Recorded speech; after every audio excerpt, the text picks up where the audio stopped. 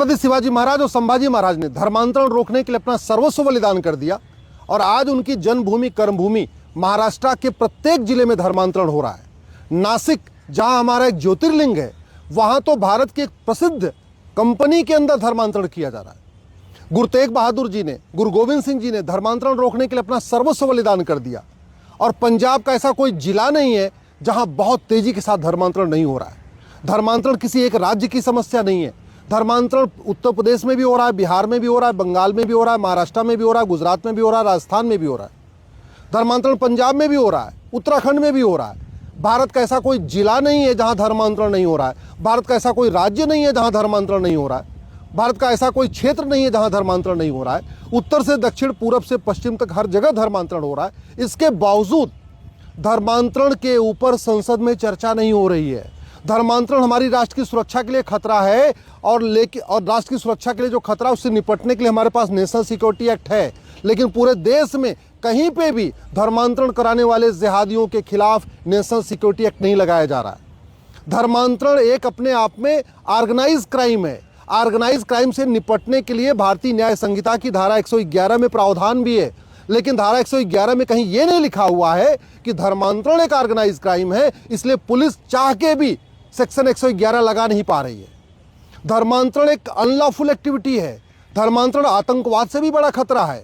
उसके बावजूद धर्मांतरण कराने वालों के खिलाफ यूएपीए नहीं लगाया जा रहा है, क्योंकि संसद में यूएपीए के ऊपर चर्चा करके कोई प्रस्ताव पास नहीं किया गया कि हाँ, धर्मांतरण एक अनलॉफुल एक्टिविटी है।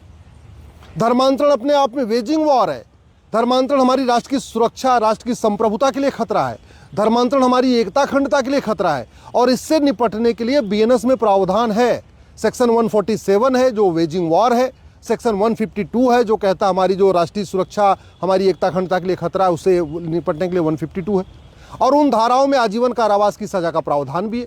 लेकिन आज तक बीएनएस में बदलाव नहीं किया गया। न तो हमने बीएनएस में एक ऑफेंस रिलेटिंग टू कन्वर्जन के नाम से कोई नया चैप्टर जोड़ा, न तो हमने बीएनएस में सेक्शन 111 जो ऑर्गेनाइज क्राइम है उसमें हमने धर्मांतरण को शामिल किया। सेक्शन 113 जो एक्ट ऑफ टेररिज्म है उसमें हमने धर्मांतरण को शामिल किया। वेजिंग वॉर जो सेक्शन 147 है उसमें हमने धर्मांतरण को शामिल नहीं किया। 152 जो राष्ट्रीय संप्रभुता एकता अखंडता के लिए खतरा है उसमें भी हमने धर्मांतरण को शामिल नहीं किया। इसीलिए पूरे देश में धर्मांतरण धड़ल्ले से हो रहा है। छत्रपति शिवाजी महाराज, संभाजी महाराज के महाराष्ट्र के हर जिले में धर्मांतरण हो रहा है। गुरु तेग बहादुर जी और गुरु गोविंद सिंह जी के पंजाब के हर जिले में धर्मांतरण हो रहा है। उत्तर प्रदेश, मध्य प्रदेश, छत्तीसगढ़, बिहार, बंगाल में भी धर्मांतरण हो रहा है।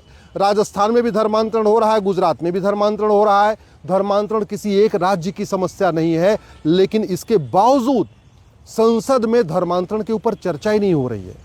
प्रतिदिन 1500 परिवारों का धर्मांतरण हो रहा है। एक परिवार में 7 आदमी मान के चलिए तो प्रतिदिन 10,000 हिंदुओं का धर्मांतरण हो रहा है और एक दिन में 10,000 का मतलब साल में लगभग 40 लाख हिंदुओं का धर्मांतरण हो रहा है। इसके बावजूद न लोकसभा में धर्मांतरण पे चर्चा हो रही है, न राज्यसभा में धर्मांतरण पे चर्चा हो रही है। अरे जब धर्मांतरण किसी एक राज्य की समस्या नहीं बल्कि राष्ट्रीय समस्या है तो फिर संसद में इसके ऊपर कानून बनना चाहिए, राज्यों में नहीं बनना चाहिए।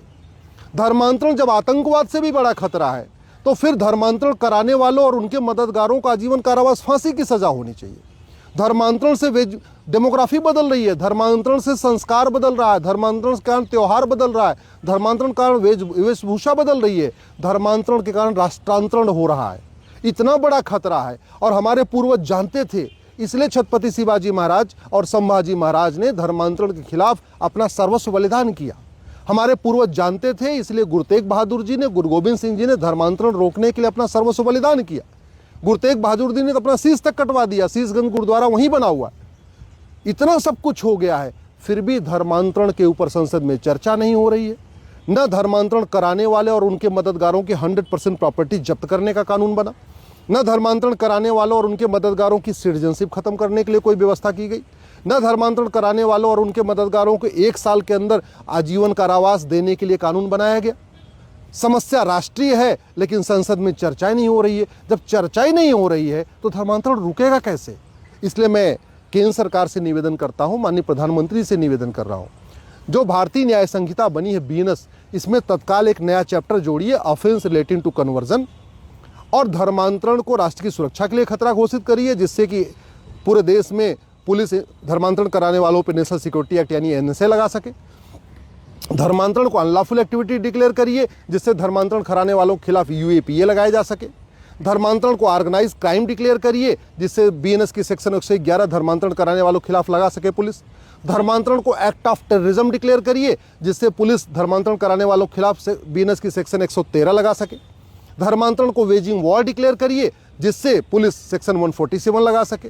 धर्मांतरण को राष्ट्र की संप्रभुता, एकता, अखंडता के लिए खतरा घोषित करिए, जिससे पुलिस बीएनएस की सेक्शन 152 लगा सके। और सबसे इंपॉर्टेंट, जब तक फंडिंग नहीं बंद होगी तब तक धर्मांतरण बंद नहीं होगा, और ये फंडिंग हवाला के जरिए भी हो रही है, एफसीआरए के जरिए हो रही है। इसलिए एफसीआरए को खत्म करिए और हवाला को खत्म करिए। हवाला तब बंद होगा जब 100 रुपए से बड़ी नोट बंद होगी, 1000 रुपए से ऊपर कैश लेन देन बंद होगा। अगर हमने धर्मांतरण नहीं रोका तो 20 से 25 साल के बाद वो सब कुछ होगा जो आज सोच नहीं पा रहे हैं।